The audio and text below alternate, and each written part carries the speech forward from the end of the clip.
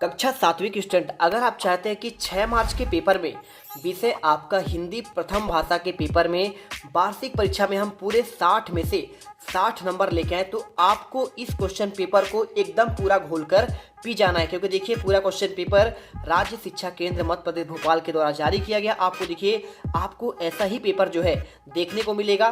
देखिए, सबसे पहले आपको कुछ निर्देश दिए गए हैं, बहुविकल्पी क्वेश्चन 1 से लेकर आपके 5 तक। ठीक है, तो यहाँ पे देखिए निर्देश में लिखा है सही विकल्प का चयन कीजिए और प्रत्येक प्रश्न के लिए आपको 1 अंक आपको दिए जाएंगे। पहला क्वेश्चन पढ़ते हैं, बेशुमार शब्द का उपसर्ग है। ठीक है, कौन सा आपका उपसर्ग है इसमें? चलिए ऑप्शन देखते हैं, थोड़ा सा जूम कर लेते हैं। ठीक है, बेशुमार शब्द में उपसर्ग है आर, बे, मार या फिर देखिए बेस। तो देखिए, आपको उपसर्ग कहाँ लगता है?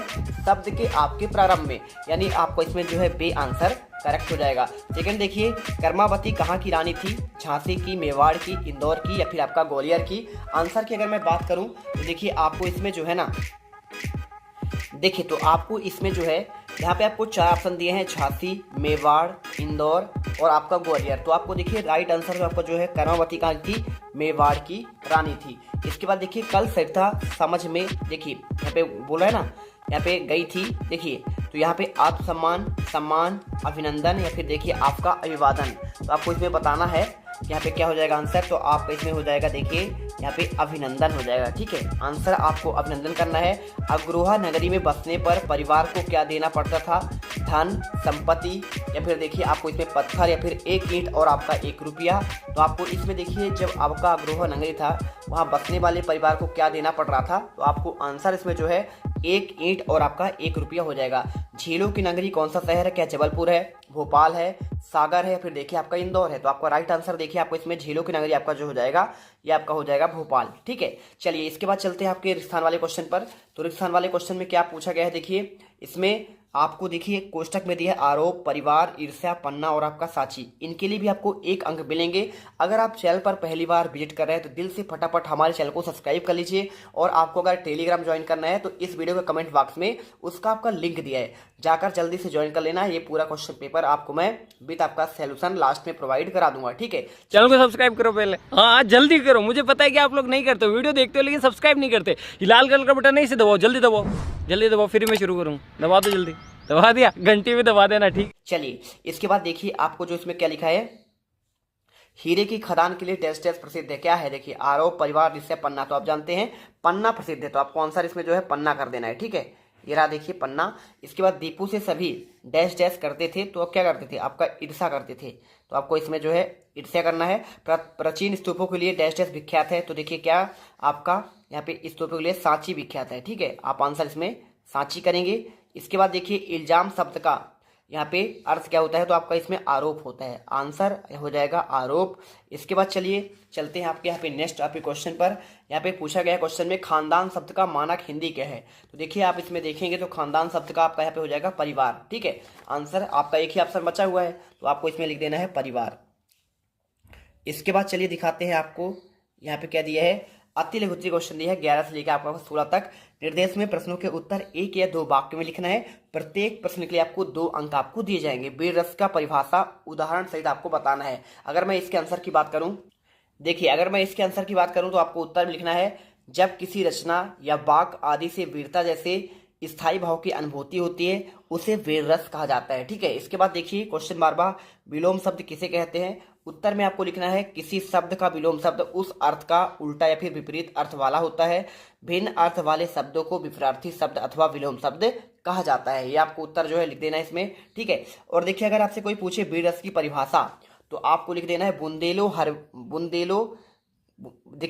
हर बोलो हमने सुनी कहानी थी, खूब लड़ी मर्दानी वह तो झांसी वाली रानी थी। आप इसमें जो है लिख सकते हैं। ठीक है, इसी के साथ देखिए आपको इसमें यहाँ पे यशोदा कृष्ण का किस तरह श्रृंगार कर रही थी आपको बताना है। तो आपको इसमें देखिए उत्तर मिलना है, यशोदा मैया भगवान कृष्ण का सौंदर्य निखारने के लिए उन्हें कमरबंद पहनाया करती थी। हालांकि प्राचीन काल से ही बालक को कमरबंद पहनाने की प्रथा आपका चली आ रही है। ठीक है, इसके बाद देखिए नाक के लिए दी गई 2 उपमाएं आपको लिखनी है। और या फिर जीवन की बढ़ाव को देखिए यहाँ पे कैसे आपको जो है दूर किया जाता है। ठीक है, चलिए मैं आपको इनके आंसर भी प्रोवाइड करा देता हूँ।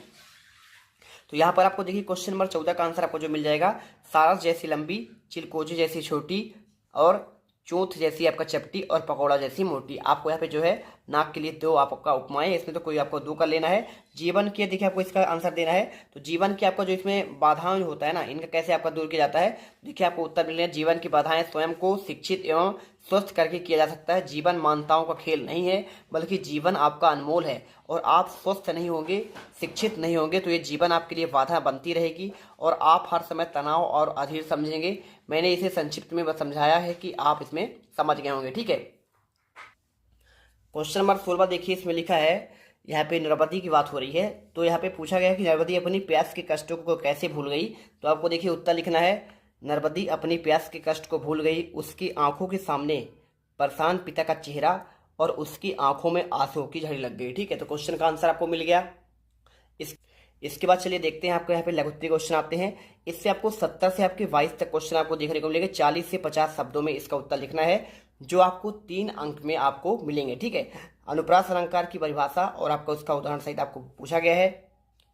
देखिए, तो इसका आपको उत्तर मिल जाएगा, जहाँ स्वरों की समानता के बिना भी वर्णों की बार बार आवृत्ति होती है, वहाँ हम अनुप्रास अलंकार का प्रयोग करते हैं। अनुप्रास अलंकार के उदाहरण जैसे आपको क्या हो जाएगा, जन, रंजन, मंजन, धनुज, मनुज, रूप, सुर, भूप। देखिए आप चाहो तो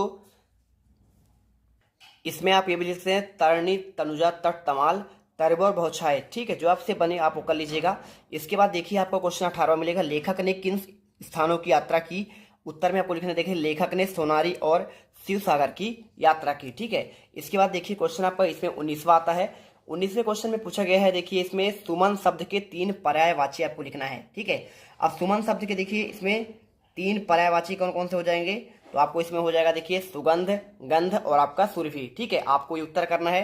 क्वेश्चन देखिए 20वां, रस की परिभाषा और आपका इसका उदाहरण सहित आपको बताना है। तो कैसे लिखेंगे, देखिए आपको इसमें लिखना है, रस की परिभाषा काव्य के पढ़ने, सुनने अथवा अभिनय देख में पाठक, श्रोता और दर्शक को जो आनंद की अनुभूति हो। देखिए कोई आपको पढ़ेगा तो उसे क्या करेगा, उसे बोलेंगे पाठक, कोई आपका सुनेगा उसे तो बोलेंगे श्रोता, और कोई उसे अभिनय देखेगा तो उसे बोलेंगे दर्शक। तो इनको जो आनंद की अनुभूति होती है उसे रस कहते हैं। और रस की परिभाषा, सहृदय के हृदय में जब स्थायी भाव का विभाव, अनुभाव और आपका संचारी भाव संयोग होता है तब उसे रस की उत्पत्ति माना जाता है। ठीक है, आप इसमें देखिए उदाहरण कर लीजिए, बतरस लाल की मुरली धरी लुकाए, सौ करे भौन हंसे, देन करे नट जाए। आप इसमें उत्तर भी कर सकते हैं। देखिए एक तो बेसिक ट्रिक है, एक तो लाइक और शेयर ठोक दीजिए, महाकाल का दबाकर लाइक और शेयर ठोक दीजिए। 5000 लौटे दिख जाना चाहिए। ये 4000 के लिए मैं यहाँ पे नहीं खड़ा हूँ, पूरा साल मेहनत करता हूँ आपके लिए बेटा। ऐसा नहीं चलेगा, ऐसा नहीं चलेगा, लाइक ठोकी दबा के। इसके बाद देखिए, नेहरू जी ने अपनी भाषण को गंगा में डालने की इच्छा व्यक्त क्यों की थी, ये क्वेश्चन आपसे पूछा गया है। तो देखिए आपको सिंपल से आपको इसमें आंसर जो है यहाँ पे आपको बताया जाएगा। तो देखिए आपको इसमें उत्तर लिख दीजिएगा, नेहरू जी अपने भस्म को खेतों में बिखेरने की इच्छा व्यक्त की, क्योंकि नेहरू जी ने अपनी भस्म को खेतों में बिखेरना चाहते थे। वह अपना देश और मिट्टी में ही अंत समय में मिलना चाहते थे। इसके बाद आपका देखिए 22वां, योग के अति सूक्ष्म साधन कौन कौन से, ये क्वेश्चन पूछा गया है। इसमें देखो यहाँ पे उत्तर है, योग के अति सूक्ष्म साधनों में निम्नलिखित प्रकार से वर्गीकृत किया जा सकता है, आसन, प्राणायाम, मुद्रा, ध्यान, मनन, समाधि, ज्ञान, भक्ति, योग साधना। योग के शारीरिक अतिसूक्ष्म साधनों का उद्देश्य शरीर के स्वस्थ और सुगठित बनाना। ये साधन शरीर के विभिन्न अंगों और ऊतकों को जागृत करके सक्रिय करते हैं। ठीक है, तो आपको उत्तर कर लेना है। इसके बाद देखिए आपको दीर्घ उत्तरीय क्वेश्चन 23 से आपको 26 तक करना है। 75 से आपको 120 शब्दों में लिखना है। 5 अंक आपको इसमें मिलेंगे। ठीक है, किसी एक महापुरुष के बारे में आपको 10 वाक्य लिखने हैं, जवाहरलाल नेहरू, डॉक्टर अंबेडकर या फिर महात्मा गांधी के बारे में। ठीक है, तो चलिए आपको मैं इसके आंसर भी आपको प्रोवाइड करा देता हूँ। तो यहाँ पे देखिए आपको महात्मा गांधी के बारे में आपको मैं 5 वाक्य लिखाता हूँ। महात्मा गांधी का जन्म 2 अक्टूबर को गुजरात के पोरबंदर के एक मध्यम परिवार में हुआ था और उनके पिता करमचंद गांधी गुजरात के पोरबंदर शहर के दीवान थे। ठीक है, इसके अलावा देखिए आपको लिखना है, उनकी शादी मई में कस्तूरबा मखांगी कपाड़िया नामक महिला से हुई थी। सितंबर 1888 में महात्मा गांधी उच्च अध्ययन के लिए लंदन चले गए थे, यानी बैरिस्टर की पढ़ाई करने के लिए, और तभी इन्हें बैरिस्टर गांधी भी कहते हैं। गांधी जी का रंग भेदभाव के खिलाफ हमेशा यहाँ पे लड़ते रहे, यानी गोरे अंग्रेजों के लिए। ठीक है, चलिए इसके बाद देखिए क्वेश्चन 24वां, मेरी कविता का मुख्य भाव अपने शब्दों में लिखना है। 25वां, कलाम ने अपनी शिक्षा पूरी करने के लिए क्या संघर्ष किया, और अपने प्रधानाध्यापक को 3 दिवस की छुट्टी के लिए आवेदन पत्र लिखना है। चलिए 24वें का आंसर आपको लिखना है, मेरी कविता का मुख्य भाव लिखना है। इस कविता में कवि अपने सद्व्यवहारों के लिए ईश्वर से प्रार्थना करते हैं। वे अपने सहृदय में घमंड, क्रोध, ईर्ष्या जैसे दुर्भावों को नहीं रखना चाहते। वे दूसरों को उपकार करते हुए सरल व्यवहार करने, दीन दुखियों के प्रति करुणा रखते हुए प्राणी जगत में मैत्री भाव रखने, अनुकूल या प्रतिकूल व्यवहार के बावजूद सबके प्रति समानता का भाव रखने, गुणवानों का सम्मान, सेवा भाव, दूसरों के उपकारों में देखिए उपकारों को न भूलने और हृदय में दूसरों के प्रति दुर्भावना न लाने, दूसरों के दोषों को छोड़ गुणों में ग्रहण करने, विषम परिस्थितियों में देखिए आपको यहाँ पे न्याय मार्ग से हटने और संसार के मोह माया से देखिए इसमें दूर जाने की बात कर रहे हैं। इसके बाद देखिए क्वेश्चन 25वां, कलाम ने अपनी शिक्षा पूरा करके क्या संघर्ष किया। तो आपको देखिए उत्तर में आपको लिखना पड़ेगा, कलाम अपनी शिक्षा पूरी करने के लिए ट्यूशन पढ़ाने लगे, मद्रास चेन्नई में छपने वाले एक समाचार पत्र हिंदू के लिए लेख भी लिखे, इससे उन्हें कुछ पारिश्रमिक प्राप्त भी हो जाता था और इस तरह अपनी शिक्षा पूरी करने के लिए उन्होंने निरंतर संघर्ष किया। इसके बाद लास्ट क्वेश्चन, 3 दिवस की छुट्टी के लिए आवेदन पत्र कैसे लिखना है। तो देखिए आपको यहाँ पे आंसर आपको इसमें दे देता हूँ। यहाँ पे आपको लिखना है, देखिए सेवा में श्रीमान प्रधानाध्यापक महोदय शासकीय प्राथमिक विद्यालय, आप अपने स्कूल का नाम जो भी हो आपका लीजिएगा। विषय 3 दिवस की छुट्टी के लिए आवेदन पत्र। मान्यवर सबने निवेदन है कि मुझे गत रात्रि में बुखार आ रहा था, इसलिए मैं शाला में आने में असमर्थ हूँ। अतः श्रीमान जी से प्रार्थना है कि मुझे दिनांक 27 से लेकर 30 तक 3 दिवस की छुट्टी देने के लिए महान कृपा करें। ठीक है, चलिए तो इसका फटाफट पूरा आप लिख लीजिएगा। पूरा आपको आंसर ऐसा ही करना है। ठीक है, तो इस प्रकार देखिए पूरे आपके 26 के 26 क्वेश्चन के आंसर आपको प्रोवाइड करा दिए गए हैं और आई होप अब आप जो है ना पूरे 60 में से 60 नंबर आसानी से ला पाएंगे। जय हिंद, जय भारत। अब तुम लोग गलती से अगर नए हो तो सब्सक्राइब करो, वो जो लाल वाला बटन है उस पर अपने जीजा जी फेंक के मारो या फूफा जी, मुझे नहीं पता, बस क्लिक हो जाना चाहिए। अब मैं भी जा रहा हूं, मुझे मुठिया पेलने जाना है। बाय। वो है अब तुम लोग गलती से अगर नए हो तो सब्सक्राइब करो, वो जो लाल वाला बटन है उस पर अपने जीजा जी फेंक के मारो या फूफा जी, मुझे नहीं पता, बस क्लिक हो जाना चाहिए। अब मैं भी जा रहा हूं, मुझे मुठिया पेलने जाना है। बाय। वो है